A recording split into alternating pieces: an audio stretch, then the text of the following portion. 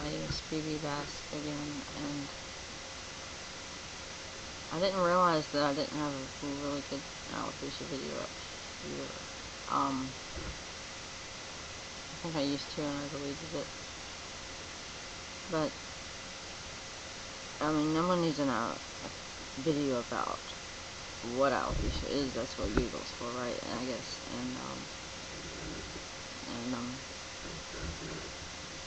not gonna tell my, well, I guess I'll tell my story real quick. I could have sworn I had it on here, but I don't think I saw it.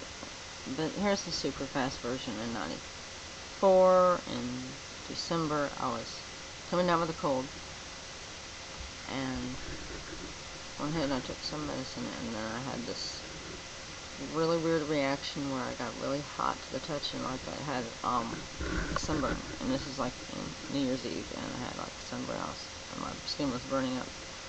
I was eyeballing the pool, which was not a heated pool, and I was thinking about just jumping in because I thought I was gonna spontaneously combust or something or other, and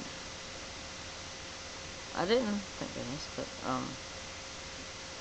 3 months later I was totally bald, and I don't know if it was that drug reaction. Nobody can say for sure what the exact cause of it was. I was also under some degree of stress, you know, being a junior college-bound child, a junior in high school. That made it tough being at that age, and I just had so much momentum going, and I was just kind of getting out of my awkward stage. I was getting more socially confident in myself, and all that flew out the window. In a way, I'm glad I had built up my self-confidence, because I would have been crushed. And I happen also to be very glad I was at a private school that had higher standards for the behavior of their students than a normal public school would, I guess. Plus, because it was a great school, great teachers, great curriculum, and the students had sort of, I have to give it to them, they had a sort of class, because they really knew.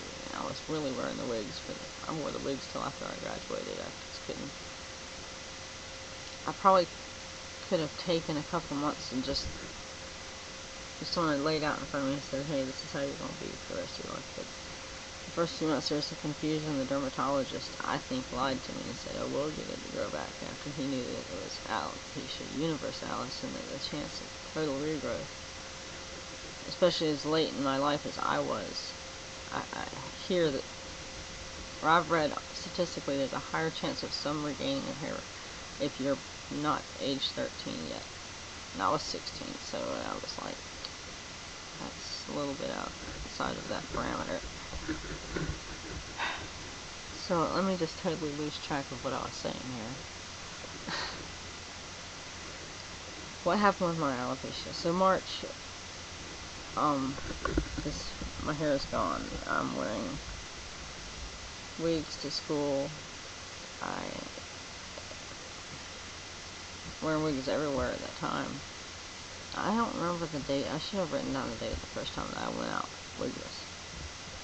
And then I got to where I wore hats more after I graduated. I got to where the wigs bothered me so bad, and plus I was working menial jobs that wearing $100 hairpiece to would not make any sense, because they're like flipping burgers. So grease, hot heat from the grill and heat from the fryers, and I was working fast food, so I couldn't wear wigs there. I just had to wear the hat, and everybody knew I'd lost my hair. So I guess in a way that was a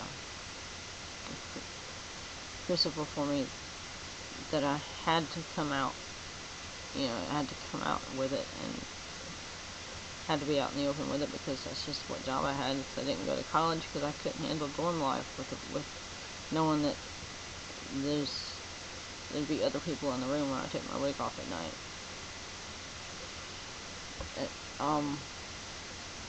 17, what was it, 17?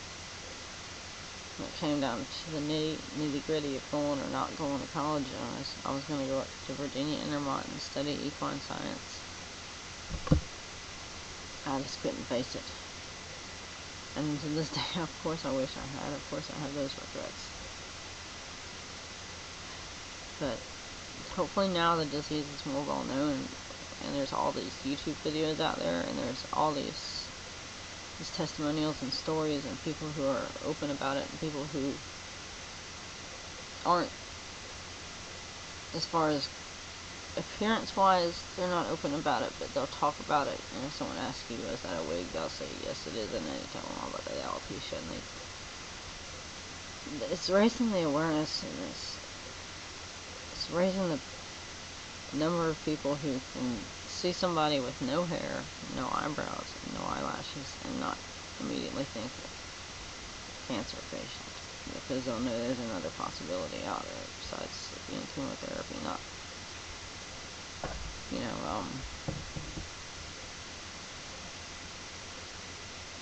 chemotherapy for loss is I'm sure equally as hard. Plus those poor people are going through a whole other type of drama that I can't even imagine going through myself. I've been through it with family members, and that's pretty hard. That's extremely hard. Your life is on the line, and I don't have to remind myself every day, because this is so ingrained in me. Alopecia is not life-threatening. It's, nobody would think it is, unless I dread saying this, because I know it's happening. I don't know that it's out. I don't know for a fact that it's happened, but I would imagine somebody's taken this option. But unless you count suicide, someone taking their own life because of the depression and the anxiety and all the ramifications of alopecia. So, just got myself on there. Not, but like I say, I have a way of putting it in perspective that I've done with myself.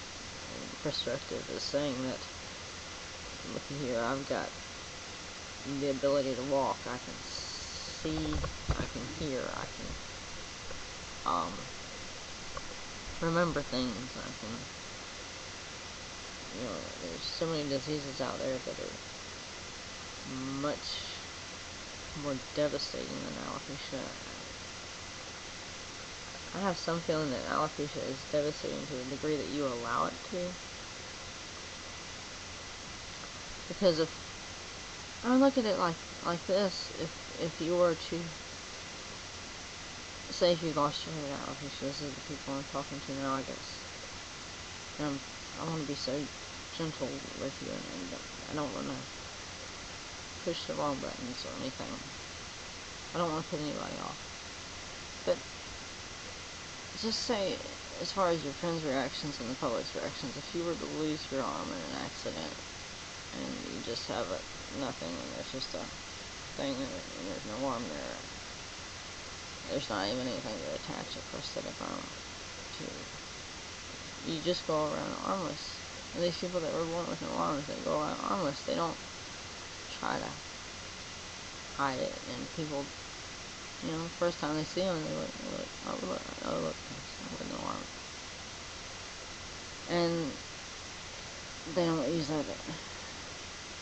Hopefully, in a perfect world, they don't use that to identify the person. They don't say, oh yeah, I saw that. Oh, that's the person who doesn't have an arm.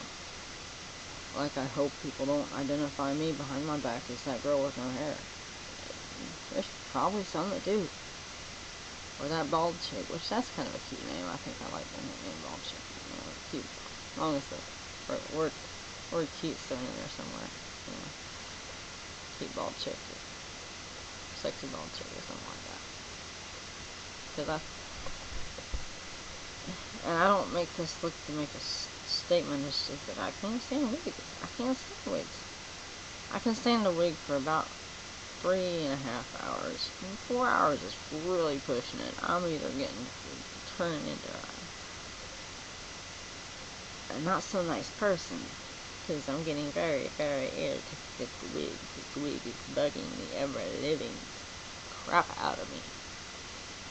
with the bangs and the eyes and the itching and the pulling at the ear tabs to make sure the ear tabs were, and the just being a wig, being this thing on my head, this thing. It's not my hair. I'll never have hair. It's not hair. It's a thing. It's a thing. So sometimes I wear a thing just for the reactions or the lack of reactions. It's odd walking through a grocery store and not getting the double takes that you get when you're bald. But it's cool that when I do get double takes, I know why. I know it's not because they're saying, "Oh my God, that girl doesn't have hair. Oh my God, oh my God." They're saying, "There's a hot girl right there. She got nice hair too." But it's sad in a way.